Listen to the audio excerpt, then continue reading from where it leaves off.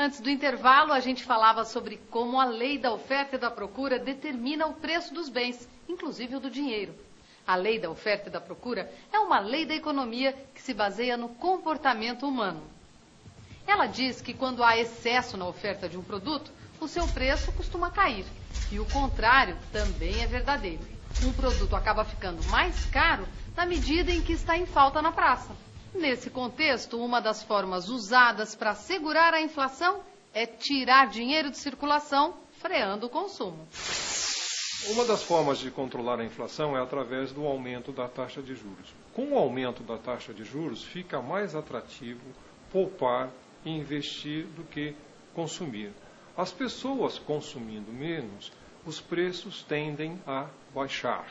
Mas não é só a inflação que vai influenciar a taxa de juros. Existe uma outra variável no mundo dos negócios que influencia as taxas de juros, que é o prazo envolvido nos negócios. Por essa razão, as dívidas de longo prazo tendem a pagar juros mais elevados do que as dívidas de curto prazo em função do risco. Risco, de uma forma bem simples, é o temor de que algo inesperado possa vir a acontecer. E há uma regra básica na economia que diz o seguinte: quanto maior o risco, maior os juros cobrados em função desse risco. Por essa razão é que nos empréstimos que são concedidos sem muita documentação, esses empréstimos estão sujeitos normalmente às maiores taxas de mercado, para que o credor tenha este dinheiro retornado mais rapidamente em função do risco de inadimplência. Mas fica a pergunta: uma taxa de juros alta é sempre ruim? O que você acha?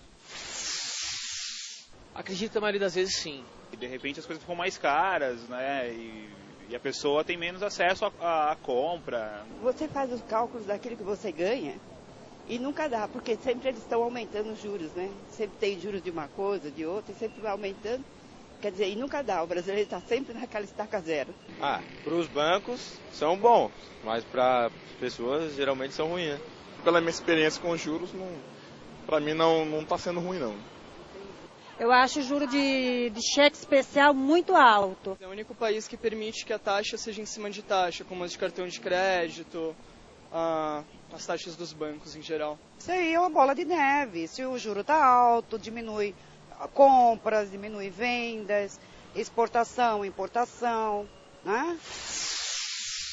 A maioria das pessoas acha que juros altos são mesmo um grande mal, principalmente porque o crédito fica mais caro.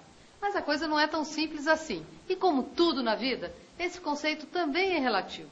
Se você tem um comportamento vermelho, eu diria que viver com juros altos pode ser mesmo seu pior pesadelo. Porque para você, os empréstimos sairiam pela hora da morte. Agora, se você é daqueles que tem um comportamento azul em relação ao seu dinheiro, uma taxa de juros mais alta pode até ser uma aliada. Geralmente, em épocas de juros mais elevados, os investimentos atrelados a juros de mercado costumam até dar um certo retorno financeiro. Por outro lado, é preciso que a gente entenda que a mesma regra que diz que o risco afeta as taxas de juros também vale para os investimentos. Assim sendo, os investimentos de menor risco terão menor retorno. Os investimentos de maior risco terão maior retorno, principalmente no longo prazo. Para reduzir os riscos de investimento, você deve se utilizar de uma diversificação, mesclando investimentos mais conservadores e arrojados, no fundo, seguindo a boa e velha receita da vovó, não colocar todos os ovos numa cesta só.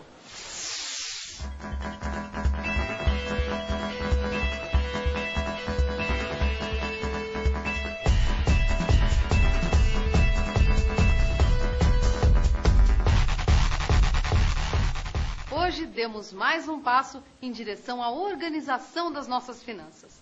Neste programa, aprendemos a importância de ter um comportamento azul em relação ao nosso dinheiro. Aprendemos também alguns conceitos fundamentais relacionados ao funcionamento dos juros e o quanto isso pode afetar nosso bolso. Semana que vem, o planejamento financeiro continua em pauta. E vamos ensinar a você como organizar melhor seu orçamento pessoal. Fique cada vez mais em dia com sua educação financeira. Visite nosso site. Um abraço e até a próxima semana.